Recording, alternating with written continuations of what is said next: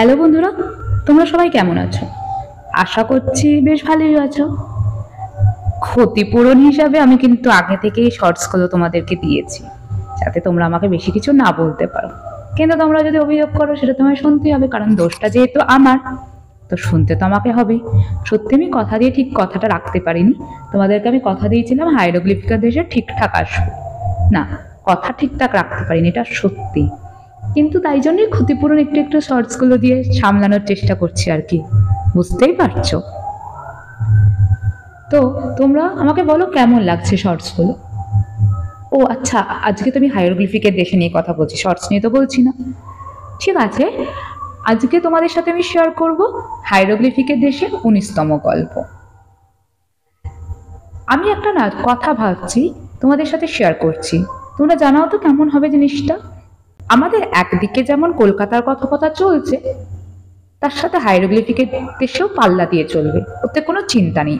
এবার থেকে আমি কথা দিচ্ছি আর বলবো না, সত্যি কাজ করবো। কারণ আমি যে কোনো নিজের পড়াশোনার ক্ষেত্রেও আমি যদি নিজেকে কথা দিই না, আমি আজকে এটা করবো, আমি করতে পারি না, জানি না কেন। লোক প্রমিস করলে প্রমিস রাখতে পারি, আমি যদি সেটা মুখে না বলে ভেতরে ভেতরে রাখি, আমি সেটা করতে পারি। আমি দেখেছি, আমি ভেবেছি এর থেকে মনে রাখবো, অল্প অল্প তোমাদেরকে বলবো, অবশ্যই বলবো, কেন বলবো না। কিন্তু তাহলে আমি কাজটা মনে হয় করতে পারবো। তো নিজের কথাটা আমি বলছিলাম, যেমন কলকাতার কথাবার্তা চলছে তেমন হাইরোগ্লিফিকের দেশেও চলবে।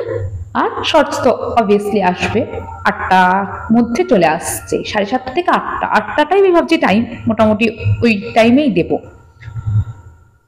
আর নতুন যেটা ভাবছি, আমি না এই কদিন বলতে অনেকদিন ধরে সাপ্তাহিক বর্তমানের গল্পগুলো পড়ছিলাম। অসম্ভব সুন্দর এক একটা গল্প, জানো তো। আমি ভাবছিলাম তোমাদের সাথে যদি ওগুলো শেয়ার করি কেমন হবে। গল্পগুলো আবার জানো তো পর্ব অনুযায়ী বেরোচ্ছে, আরো সুন্দর একটা সেই সাসপেন্স ব্যাপার থাকে, এরপর কি হবে এরপর কি হবে। কিন্তু এখন যে গল্পটা আমি পড়ছিলাম, আমার মধ্যে সাসপেন্স আছে সত্যি কথা, কিন্তু বারবার কিন্তু এখানেই আসছে। ওখানে না প্রায় 14-15টা পর্ব হয়ে গেছে। তো আমি যদি চাই এখন হঠাৎ করে একটা দুটো করে দিলে অনেক লেন্দি হয়ে যাবে, তাল সামলানো ঠিক যাবে না। তো যদি আমি পর্ব 1-2 একসাথে বা 3টে একসাথে পর্ব করে দিই, সেটা কি খুব খারাপ হবে? একটু জানিও তোমরা। আবার ভাবছি হাইরোগ্লিফিকের দেশে তার বেশি বাকি নেই, 19তম গল্প আজকে আমি তোমাদের দিচ্ছি, বাকি রইল আর 6টা, মানে 25টা গল্প আছে এই গল্প বইয়ে। তাহলে কি শেষ করেই দেবো? ধরো তো একটু কেমন খিচুড়ি পেকে যাচ্ছে, তাই না? ধরো এই সপ্তাহে আমার কলকাতার কথা এলো, আবার আমার হাইরোগ্লিফিকের দেশে আসছে, তো ব্যাপারটা একটু বেশি বাড়াবাড়ি খিচুড়ি টাইপ হয়ে যাবে না? তখন আমি হয়তো করে উঠতে পারবো না, তখন তোমরাই আমাকে বকাবকি করবে। তার থেকে বেটার এটা তার কয়েকটা দিন একটু মানিয়ে নাও, তারপর নতুন গল্প নিয়ে। আগে থেকে হিন্টস দিয়ে রাখলাম কিন্তু আসছি, হ্যাঁ, তবে গল্পের নাম বলিনি। ঠিক আছে, আচ্ছা আমি কি গল্প বলছি আজকে সেটার নামই তো বলিনি। তো ঠিক আছে, ঠিকঠাক ইন্ট্রোটা শুট করে নিয়ে এবার। অনির্বাণ ঘোষের লেখা হাইরোগ্লিফিক্যাল দেশে 19তম গল্প, রাজাদের উপত্যকা, শুরু করলাম। দিন 15 ভবেশদার কোনো খবর ছিল না, একদম বেপাত্তা। দোকান বন্ধ, ফোন সুইচড অফ। সেই সময় খেয়াল করেছিলাম যে আমরা ভবেশদার বাড়িটা আসলে কোথায় সেটাই জানি না, অথচ সেই মানুষটার সঙ্গে এতগুলো মাস কাটালাম, এত আড্ডা মারলাম। আমার আর পিজির দুজনেরই চিন্তা হচ্ছিল, কলেজ স্ট্রিটে ওর দোকানের আশেপাশের দোকানগুলোতে জিজ্ঞাসা করেও খুব একটা সুবিধা হলো না।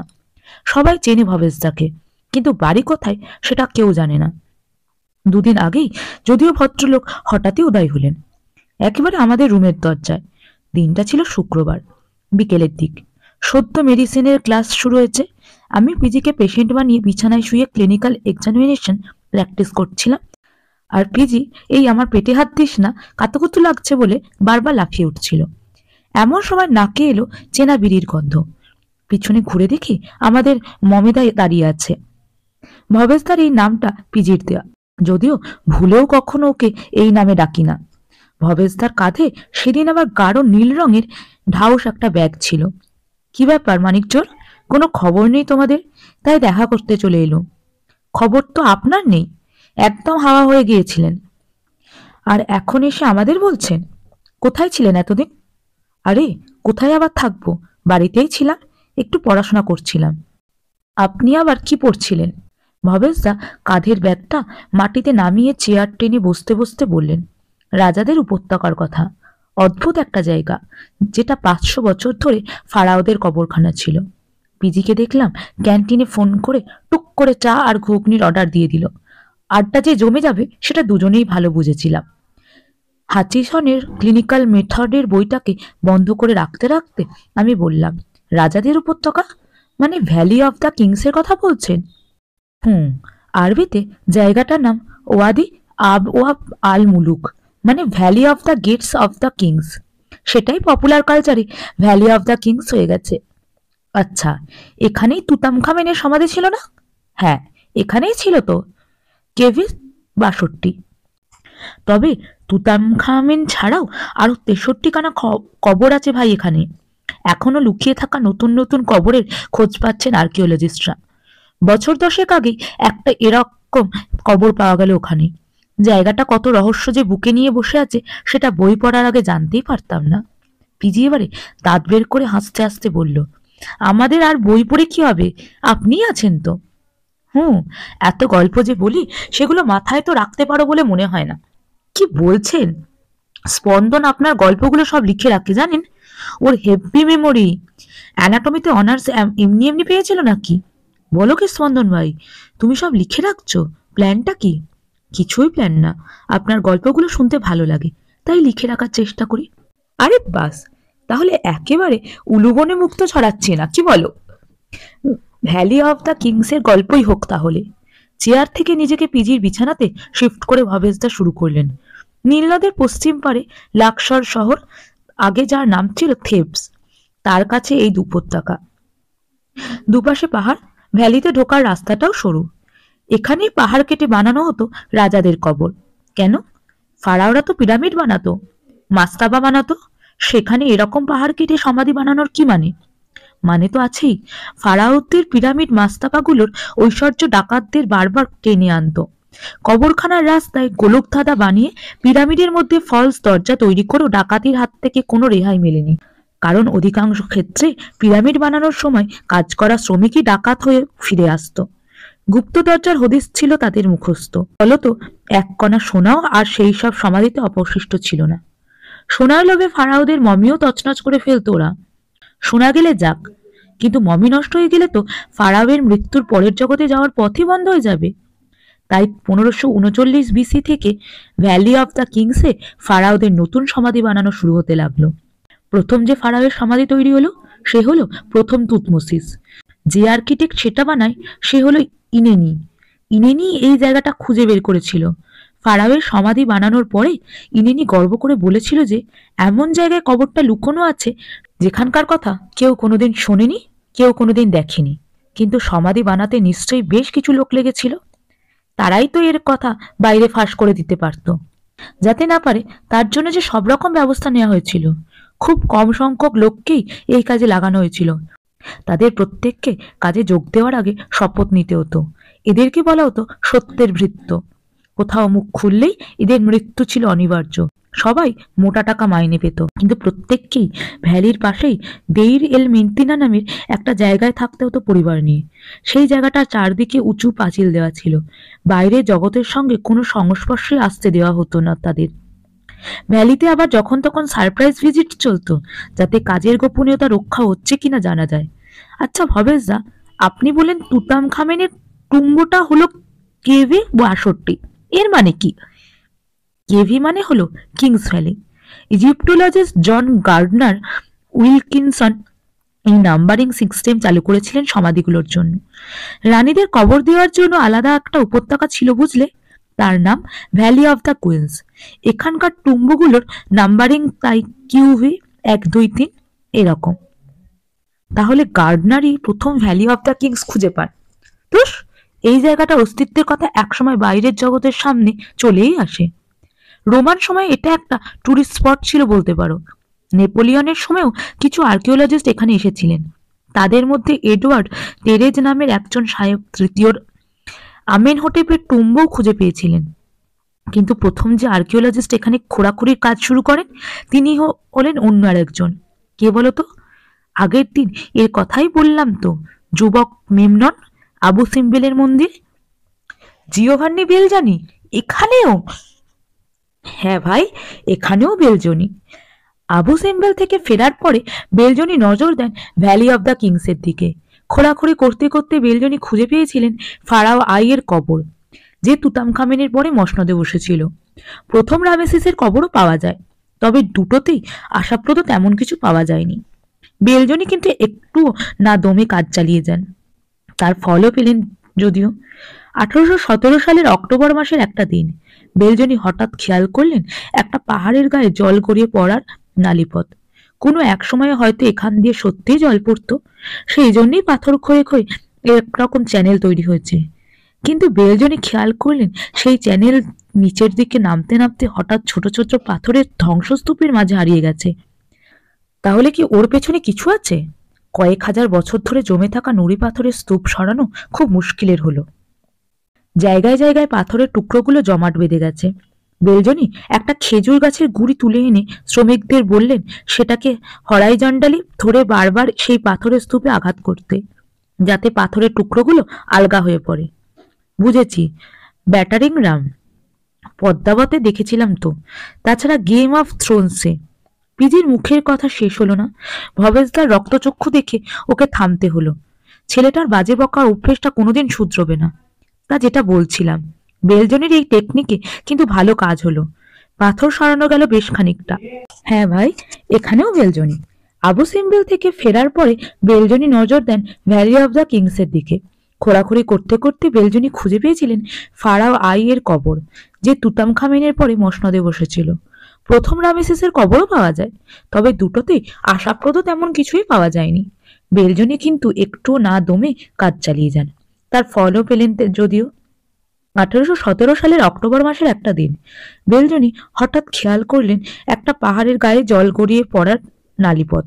কোনো এক সময়ে হয়তো এখান দিয়েই সত্যিই জল পড়তো, সেই জন্যই পাথর ক্ষয়ে ক্ষয়ে এরকম চ্যানেল তৈরি হয়েছে। কিন্তু বেলজনি খেয়াল করলেন সেই চ্যানেল নিচের দিকে নামতে নামতে হঠাৎ ছোট ছোট পাথরের ধ্বংসস্তূপের মাঝে হারিয়ে গেছে। তাহলে কি ওর পিছনে কিছু আছে? কয়েক হাজার বছর ধরে জমে থাকা নুড়ি পাথরের স্তূপ সরানো খুব মুশকিলের হলো। জায়গায় জায়গায় পাথরের টুকরোগুলো জমাট বেঁধে গেছে। বেলজনি একটা খেজুর গাছের গুঁড়ি তুলে এনে শ্রমিকদের বললেন সেটাকে হরাইজন্টালি ধরে বারবার সেই পাথরের স্তূপে আঘাত করতে, যাতে পাথরের টুকরোগুলো আলগা হয়ে পড়ে। বুঝেছি, ব্যাটারিং র্যাম। পদ্মাবতে দেখেছিলাম তো, তাছাড়া গেম অফ থ্রোনসে। পিজির মুখের কথা শেষ হলো না। ভবেশদার রক্তচক্ষু দেখে ওকে থামতে হলো। ছেলেটা বাজে বকার অভ্যেসটা কোনোদিন শুধরবে না। তা যেটা বলছিলাম, বেলজনের এই টেকনিকে কিন্তু ভালো কাজ হলো। পাথর সরানো গেল বেশ খানিকটা। বেরিয়ে এলো একটা বড় পাথরের দরজা, মানে একটা সমাধির দরজা। বেলজনি এই সমাধি আবিষ্কার করার বেশ কয়েক বছর পরে জানা যায় যে সেই কবরটা ছিল ফারাও সেতির।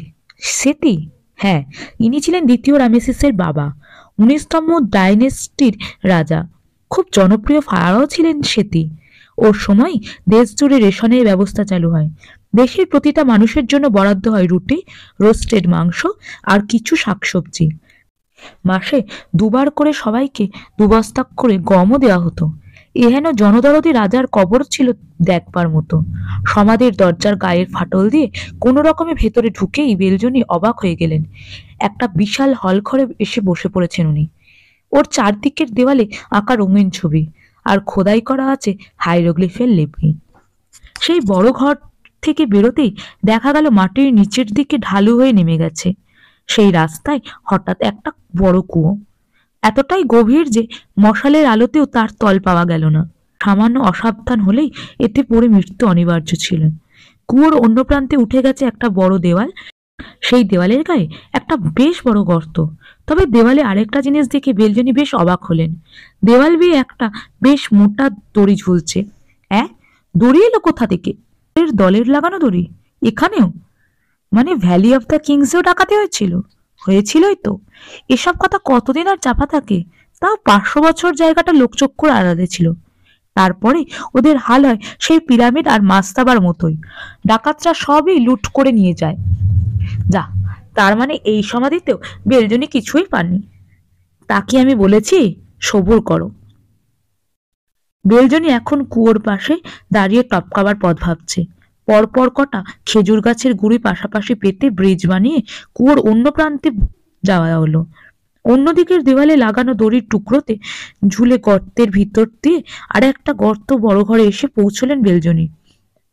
সেই ঘরের একপাশে আবার নিচের দিকে সিঁড়ি নেমে গেছে।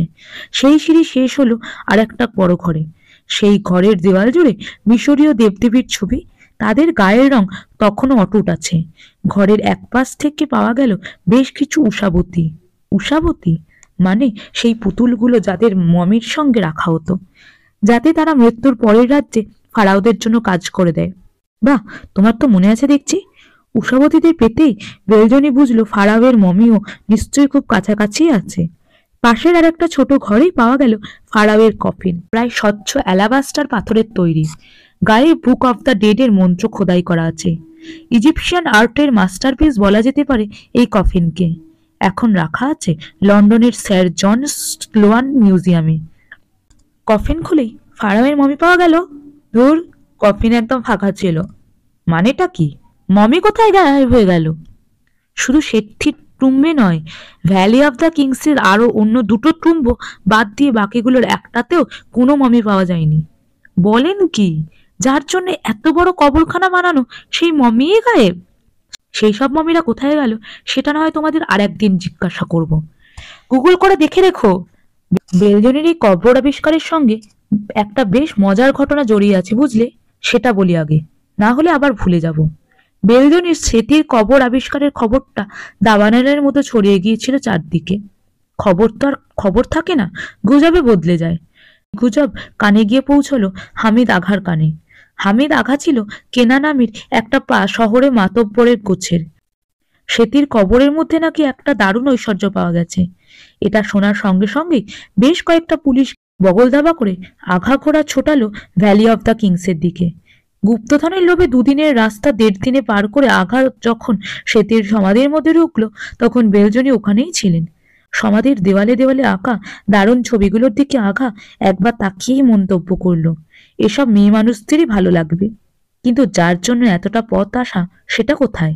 সমাধি তন্ন তন্ন করে খুঁজেও কিছু পাওয়া গেল না। এবারে শুধু একদম ভেতরের ঘরটা দেখা বাকি। সেই ছোট্ট ঘরটাতে ঢুকেই আঘা দেখলো বেলজনি বসে আছে সেতির অ্যালাবাস্টার পাথরের তৈরি কবরের ওপরে। গুপ্তধন কোথায়? কোন গুপ্তধন? যেটা তুমি লুকিয়ে রেখেছ? আমি এখানে কিচ্ছু পাইনি তো খুঁজে। একটা সোনার কণাও ছিল না। ইয়ার কি হচ্ছে? জানো আমি কে? আমার একটা আদেশে তোমার মাথা আলাদা হয়ে যাবে শরীর থেকে। ভালো চাও তো বলো, সেই গুপ্তধনটা কোথায়? কোন গুপ্তধনের কথাটা বলছেন সেটা তো বলুন আগে। আঘা এবারে বেলজনিকে বলল তার কথা, যেটার লোভে ওর এতটা পথ উজিয়ে আসা। কিন্তু আঘার কথা শুনে বেলজনি হাসি চেপে রাখতে পারল না। ওইটুকু ঘরটা হাসির চোটে গম গম করতে লাগলো। সে কি, হাসির কি হলো? হাসবে না? আঘা এখন গুপ্তধনের খোঁজে এসেছিল জানো? কি? আঘা শুনেছিল যে সেতির সমাধিতে নাকি সোনার তৈরি একটা ইয়াপ বড় পেনিস পাওয়া গেছে, সেটা আবার হিরে আর মুক্তোতে মোড়ানো। গুজবের লেভেল কোথায় যেতে পারে খালি ভাবো। শেষে সোনার তৈরি পেনিস। আমি আর পিজি দুজনেরই হাসতে হাসতে পেটে খিল ধরে গেল। পিজি বলল, এই হামিদ আঘা তো হেভি গাম্বার টাইপের ছিল। তাই এরপরে কি হলো? কি আবার হবে? বেলজনির হাসির চোটে আঘা বেশ অপ্রস্তুত হয়ে পড়ল। বেটা তখনই ভালোই বুঝতে পেরেছি নিজের বোকামিটা, তাই আর কথা না বাড়িয়ে সুরসুর করে ওখান থেকে পালিয়ে আসে। আর বেলজনি, সে ভদ্রলোকের ধৈর্য অপরিসীম, বুঝলে? আলেকজান্ডার রিকি নামের এক ইতালিয়ান পেইন্টারের সঙ্গে মিলে বেলজনি সেতির কবরের দেওয়ালে আঁকা প্রতিটা ছবি কপি করতে থাকেন, কিছু পাতায় জল রঙে এঁকে আর কিছু মোমের ছাপ নিয়ে। সমাধির প্রচন্ড গরমে মোম বারবার গলে যেত। তাও সব মিলিয়ে ওরা প্রায় 1000 ছবি আর 500 হাইরোগ্লিফিক ইনস্ক্রিপশনের কপি তৈরি করেন। 1820 সালে জিওভান্নি বেলজানি লন্ডনে ফেরত আসেন। গোটা দেশের সবকটা নিউজ পেপারে প্রথম পাতায় তখন ওর ছবি আর ওর অ্যাডভেঞ্চারের কথা। ওকে নিয়ে লেখা বই ইতালিয়ান, ফ্রেঞ্চ আর জার্মান ভাষায় অনুদিত হয়। সে এক হই হই ব্যাপার, বুঝলে? 1821 মে মাসে বেলজনি লন্ডনের পিকাডিলিতে নিজের এক্সিবিশন শুরু করেন। প্রথম দিনেই মিশরের ঐশ্বর্য দেখতে ভিড় হয়েছিল 1900 মানুষ। সেদিন সকলকে তাক লাগিয়ে দেওয়ার জন্য বেলজনি একটা নাম না জানা মমিও আনর্যাপ করেছিলেন। অবশ্যই একদম হাতুড়ে পদ্ধতিতে। সেই দিনই আবার বেলজনি সেতির কবর থেকে পাওয়া ফারাওয়ের নাম লেখা দুটো কার্তুজ দান করেন একজন ইংরেজ ডাক্তারকে। কে বলতো? Thomas young. মানে যিনি সেই হাইরোগ্লিফিকের মানে বের করার কাজে লেগেছিলেন। ঠিক এই সেই থমাস ইয়ং। বেলজনির দেওয়া কার্তুজ থেকেই থমাস কয়েকটা হাইরোগ্লিফিক চিহ্নর মানে বের করতে সক্ষম হন, সেটা আবার শাম্পলিয়ানকে সাহায্য করে বাকি হাইরোগ্লিফিকের মানে বের করতে। বাপরে, বেলজনি না থাকলে মিশরের ইতিহাসটাই অর্ধেক অজানা থেকে যেত তো। ঠিক তাই, একজন সার্কাসে খেলা দেখানো পালোয়ানের জন্য ইজিপ্টের কত অজানা ইতিহাস আজকে আমরা জানতে পারছি বলো। বেলজনির নামে পরে কয়েন বেরোয়, ওর জন্মভূমি পাদুয়াতে ওর একটা স্ট্যাচু আছে। আচ্ছা, লন্ডনে এক্সিবিশনের পরে বেলজনির কি হলো? অন্য যে কোনো লোক হলে অত নাম ডাক প্রভাব প্রতিপত্তিতেই গা ভাসিয়ে দিত, কিন্তু এ যে বেলজনি। 1823 সালে বেলজনি আবার বেরিয়ে পড়েন অ্যাডভেঞ্চারে। এবারের লক্ষ্য পশ্চিম আফ্রিকার নিগার নদী ধরে এগিয়ে হারানো শহর টিমবাকটুকে খুঁজে বের করা, ঠিক যে স্বপ্নটা দেখেছিলেন ওর গুরু জোহান বুকার্ড। অদ্ভুতভাবে বেলজনিও পারেনি সেই শহর খুঁজে বের করতে। বুকার্ডের মতোই বেলজনিও ডিসেন্ট্রির কবলে পড়ে আফ্রিকার জঙ্গলের মধ্যে মারা যান 1823-এর 23 ডিসেম্বর। একটা গাছের নিচে কবর দেওয়া হয় তাকে।